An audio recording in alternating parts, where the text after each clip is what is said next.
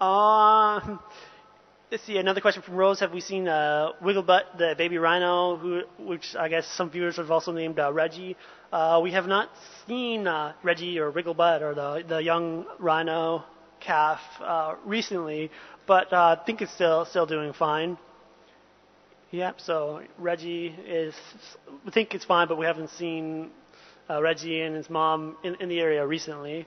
But we always keep our eyes out. There have been rhino tracks, and then there was also that small crash of white rhinos. There was about 5 in that group, including a young one, not as young as Reggie. But all right, it looks like Afamu came out with that thinks a leopard's pregnancy is about 12 weeks or so. Thank you for that. So once again, that's one of the amazing things about the WildEarth community is we're all here to help each other out. And so when sometimes we get stumped on things, you guys pretty much have the world at your fingertips, which is great, so that we can get the answers right away. So thank you guys for that.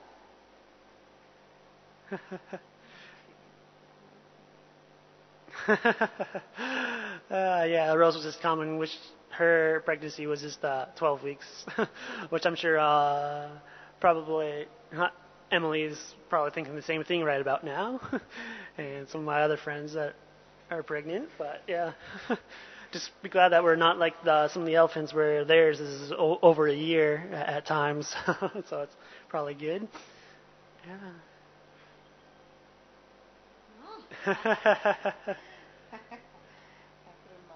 Yeah. Yeah. All right. Yeah, looks like welcome, Nyala. The morning drive went really well. Peter and Herman are back, and Rory is back, and it was Peter and Rory on the vehicle this morning with Rory being on camera, and we came across Kurula right at the start, and then came across her again later on in the game drive. We also saw some giraffe, saw some buffalo, saw some elephants, and so yeah, it was a good drive. And then there was a little bit of a walk.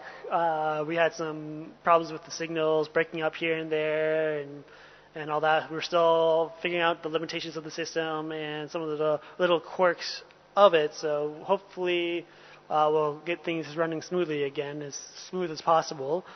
So yeah, we're still working on getting the setups working kind of as best as we can. All right. Yeah, there hasn't been any updated news on the surprise yet, but if Peter gets back and pops in, he knows a little bit more about that because he stopped by Grandma Demble's before him and Herman and Rory came back from leave. So yeah, maybe ask him a little bit about that if he comes in. And it looks like some people are just kind of not too happy with the name given to the baby rhino. Some have other names for it, such as Buddy and Peggy Sue for the mother and the calf. But all right, and yeah, but it's just like with every animal, it seems like there's many different names going for it. It just kind of seems what you like to prefer. But I guess for some of them, there are the set names. Like some of the leopards, they have names, and some of the buffalo have set names. But everything's a little bit different. And it looks like there's a question coming in again. Yeah, from Aftermove as well. Is wondering about who Rory is and will he be with We for long. He's actually kind of been off and on with We, I think, for over a year now, just kind of occasionally popping in to help out and do camera work. I think he actually worked here at one point, but now he's just kind of back on and hit one of his leaves from work and just kind of tour around the area and is just visiting here, and we'll kind of help out on occasion if we need a hand, because as you guys know, just the past 2 weeks it's been Rexton, Peter, and myself, and then some Peewee in the final control, but the three of us pretty much doing the majority of the drives and all that, so it's been kind of a long 2 weeks, but a lot of fun. So he'll probably just be sitting in on a couple times, and who knows, he might stop by to say hello quickly. All right.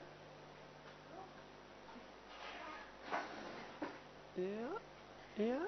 And looks like some of the guys are back from the walk, and yeah, but yes, so that's that, and there's speed. We just kind of put in the walk equipment back up right now, so it looks like the guys can take a little bit of a break. And I'll kind of quickly pop back to the watering hole and show you a couple of different views of it and let you know. Yeah, it's still kind of quiet there.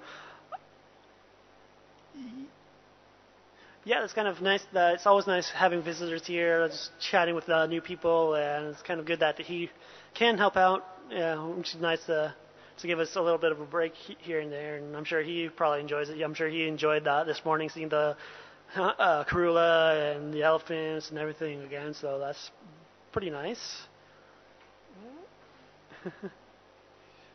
Yeah. So yeah. Looks like it's still pretty quiet in the chat room with no questions coming in through the emails again, but that's okay. We'll still be here. And we're still just kind of here at the WeChat for anybody that's just tuning in. Welcome, and you're watching WeChat here at WildEarth TV at Juma Game Reserve in South Africa. So where this is a chance where you can ask us any questions that you may have, either on the chat room in the We Social Network under We Shows WeChat, or send us questions at finalcontrol@wildearth.tv.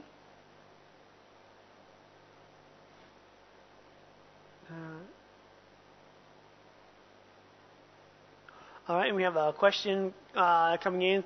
Was wondering last night if we would see the vehicle go back to camp after the drive, or does it get switched off straight after the drive?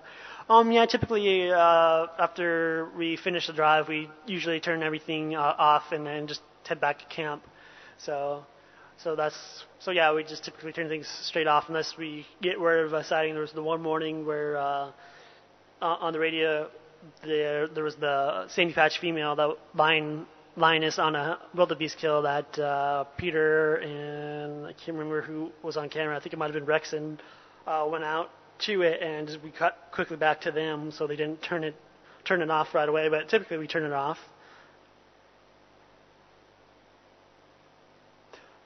All right. And we got another question. Is wondering what kind of equipment there is on the car to link up the GPS. The GPS unit is actually just linked up to our encoder system, and we just hooked up a couple wires and did a few things on a website, I believe, and just got it up and running. So it's just basically a GPS unit that's attached to our vehicle and to the encoder. So that's what's going on. Looks like people are commenting that they love seeing the dots just kind of go off the road, especially when Rex is driving. To where I was joking that with the GPS, it'll probably start looking like a EKG reading with Rex and some of the sightings, because he does like to follow the leopards into the bush and kind of goes into it and goes back out and into it and back out. It depends on where the animals are going. So yeah, it's an interesting tool, and it's going to be great to be able to track everything.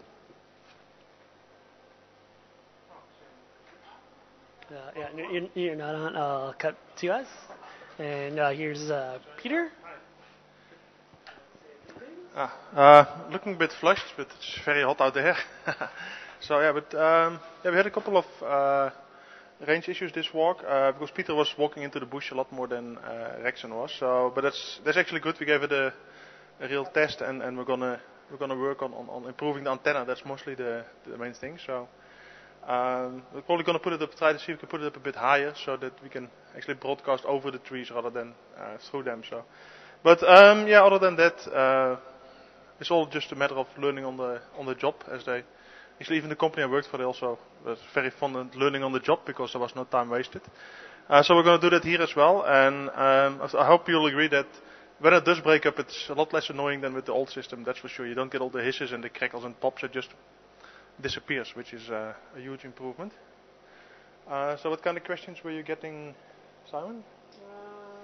Just basic ones. Yeah, just wondering a bit about the equipment, why the picture was kind of off and on today, which I kind of... Yeah, the benefit of the new system is that the quality stays more stable and things, but then if it doesn't get enough signal, it drops. But because it works on a different wavelength, without getting too technical, it's more susceptible and it's critical that you have a line of sight, so actually the transmitter can see the antenna, because the signal doesn't bounce around from the ground as nicely as the old analog system did. So that's a little bit of a challenge that we have to work out, but once we get that ironed out, then as you can see, the quality and sound quality is a lot better than the old one.